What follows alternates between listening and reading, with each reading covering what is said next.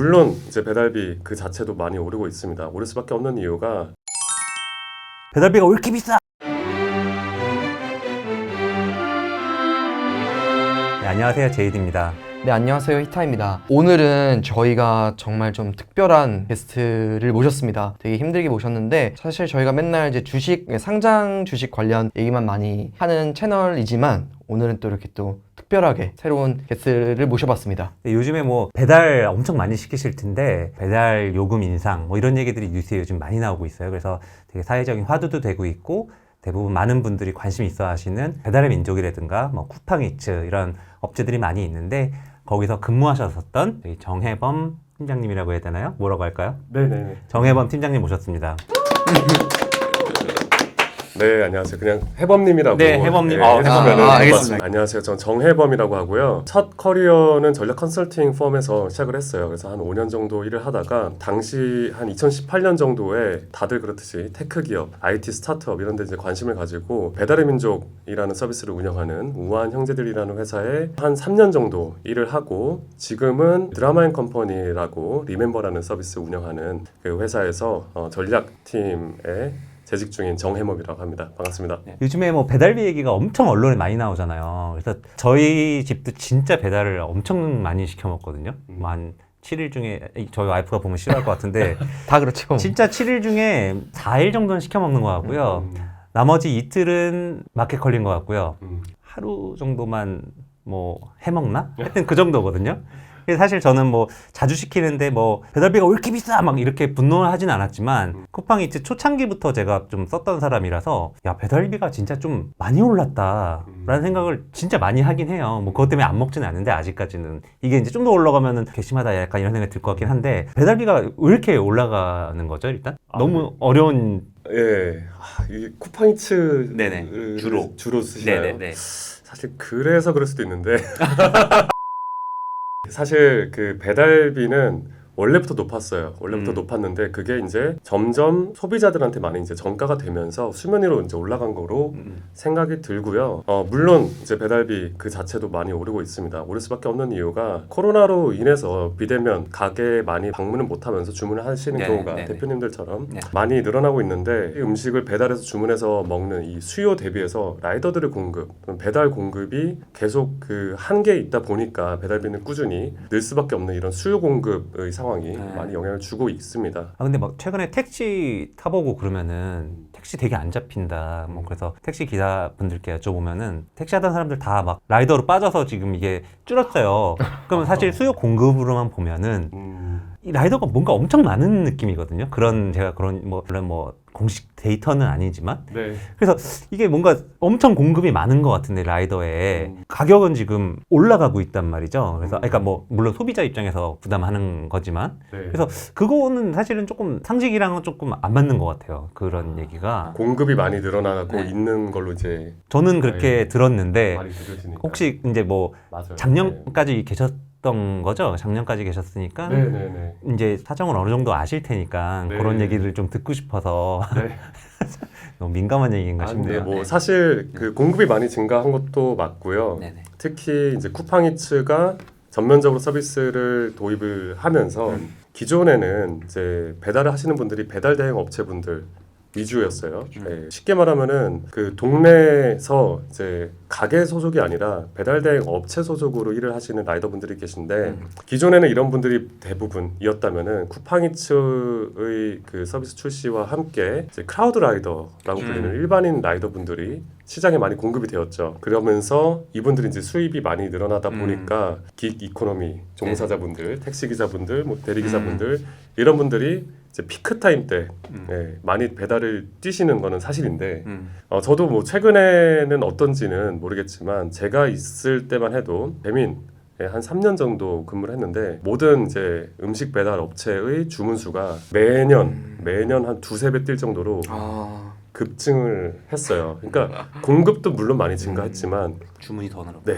너무 많이 넣네요, 진짜. 주문이 저기 라이더 하셨던 분 계시나요? 저 라이더 해봤습니다. 저도 이 얘기를 처음 들었어요. 사실은 네. 네, 이게 좀 뭐 하여튼 해봤습니다. 네. 이게 뭐 제가 뭐 직업으로 한 건 아니고. 다들 한 번씩 해보시죠. 네, 그죠. 네. 주식이 좀 안 될 때 하셨던 거 아니에요? 그런가? 네, 뭐 그랬을 수도 있어요. 어쨌든 데이트 겸 사실 해봤어요. 데이트 겸. 맨날 뭐 똑같잖아요. 뭐 지금 현 와이프지만. 그래서 이제 다행이네요. 주말에. 원래 쿠팡이 항상 그런 것 같아요. 전략이 일단 시장 그 마켓쉐어를 확 파일을 늘리려고 그냥 늘리고. 무슨 말도 안 되게 일단 뭐 뛰면 뭐 2만 원을 주고 시작하고 음. 네, 무슨 뭐 건당 뭐 8,000원, 9,000원 이런 거예요. 근데 저 지역에서 그냥 받으면 갖다만 주면 8,000원, 9,000원이니까 제가 연비도 안 나오는 제 차를 가지고 그냥 오늘 한 10만 원만 찍어보자. 그리고 하다 보니까 15만 원을 결국 정산을 받았어요. 야, 뭐 괜찮네. 하루에 뭐 하여튼 얼마 이상을 하면은 뭐 얼마를 또 주고 또 그때 뭐 피크 타임이니 뭐니 이런 것도 겹쳐가지고 또 할증도 붙고 그래서 저도 생각을 하는 게 좀 이상한 게 아무리 수요가 늘었고 뭐 한다고 할지라도 라이더가 이렇게 한 몇 번 한 10번 했나요? 거의 그 정도로 이 정도의 단가가 나오면은 라이더 진짜 할만하겠다 생각을 한 게 한 재작년쯤일 거예요. 그게 아마. 근데 이제 막 그런 기사들 나오잖아요. 뭐 월 1,340만 원 그러니까요. 벌었다. 네. 근데 계산을 해보니까 조금 뭔가 말이 안 되긴 하더라고요. 하루에 10시간 기준으로 1시간에 2번씩 한다고 계산을 해서 뭐 단가를 뭐 제가 10,000원으로 계산했나 했는데도 1,340만 원은 조금 뭔가 말이 안 되는 숫자긴 한데 물론 뭐 언론들은 늘 좀 과장하고 굉장히 과장이 그렇죠. 있습니다만 네. 그건 조금 이상하다고 생각을 했어요. 그래서 지금 보면은 업체가 있고 플랫폼이 있고 소비자가 있는 건데 결국엔 이 배달비를 어떤 식으로 나누는 거예요? 소비자는 한 4, 5천 원 정도 뭐 이렇게 내고 있는데 배달 플랫폼에 들어가 있는 그 가게들 기준으로 보면은 뭐 지금은 거의 대부분 배달 대행 또는 크라우드 라이더 플랫폼 소속의 라이더 그 배달 상품을 쓰는데 네네. 그 예전하고 좀 상품이 많이 바뀌고 있어요. 그래서 요즘에 보면은 한 가구당 한 집 배달, 뭐 한 번에 한 집 배달 이런 걸 많이 하잖아요. 그러다 보니까 이제 새로운 상품들이 나오고 있는데 일반적으로는 배달 한 건 주문을 팔 때마다 거기에 대해서 수수료 몇 프로를 받거나 아니면은 수수료가 아닌 정액 요금, 배달 요금을 한 건당 얼마를 내거나 이런 식으로 가게가 부담하는 게 기본 상품이에요. 네, 그 금액이 지금은 정확히는 모르겠는데 당시에 뭐 1년, 2년 전만 해도 한 건당 6,000원 수준, 되게 6,000원 수준이었습니다. 거기에는 이제 배달 수수료, 플랫폼 중개 수수료, 뭐 결제 수수료 이런 것들이 다 포함되어 있는 가격이고요. 그래서 당시 기준으로는 치킨 한 마리 2만 원 팔 때마다 6,000원씩 어쨌든 수수료로 나가요. 하지만 이거를 다 소비자들한테 부담을 시키면은 당연히 안 시켜 먹을 거기 때문에 너무 비싸지죠, 다. 그렇죠.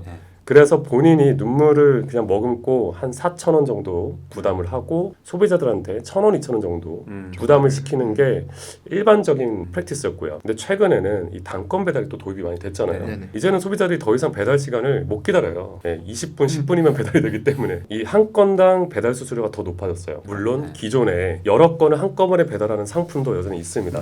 그 경우에는 4, 50분 걸리는 배달 상품이 이고 그 경우에는 배달 수수료가 여전히 한 6,000원 정도 하지 않을까 싶은데 요즘 이제 한 건 단건 배달 같은 경우에는 건당 수수료가 거의 한 10,000원 수준까지 증가한 걸로 보이고 그것 또한 플랫폼이 받는 거는 시간에 따라서 차이 없이 주말 평일 차이 없이 10,000원 정도 받는다 한다면은 라이더분들한테 드리는 수수료는 이 피크 타임이냐 논 피크 타임이냐 또는 뭐 주말이냐 평일이냐 이거에 따라서 방금 말씀하신 것처럼 어떨 때는 한 건 배달할 때 10,000원 받기도 하고 어떨 때는 뭐 2, 3,000원 받기도 하고 고무줄이 많이 커요.